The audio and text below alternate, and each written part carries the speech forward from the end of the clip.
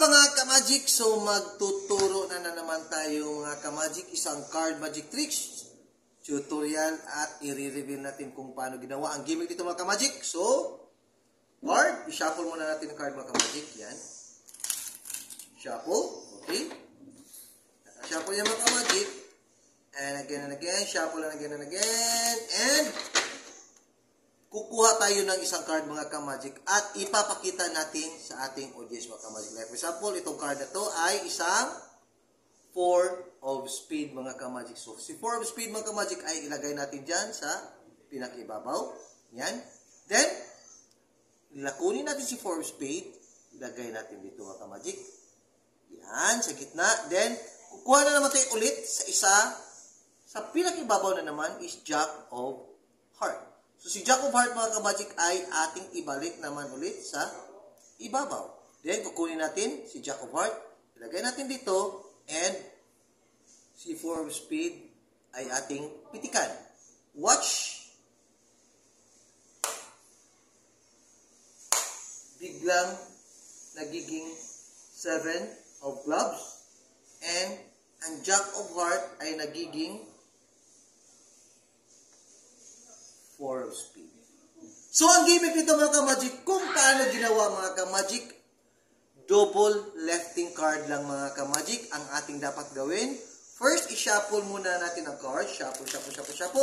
Pagkatapos mag-shuffle mga ka-magic, habang nagsasalita ka mga ka-magic, itong dalawang kamay mo ay gagawa na ng gimmick. So, kukuha ka ng double lefting card dito mga ka-magic. Yan, parang i-break mo lang yan.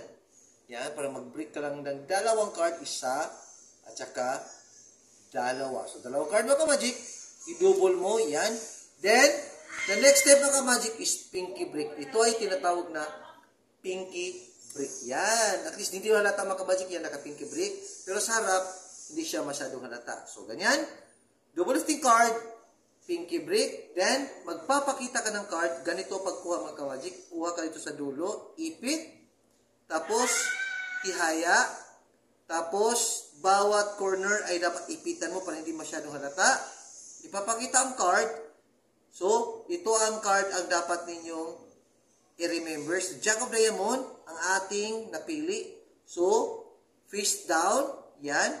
Tapos, kukunin natin si Jack of Diamond, pero hindi yan Jack of Diamond mga ka-magic yan. Kasi double left yan mga ka-magic. Naka-double left yan. So, si Jack Diamond is nandyan. So, nag-expect sila mga ka-magic sa... So, dalawa yan.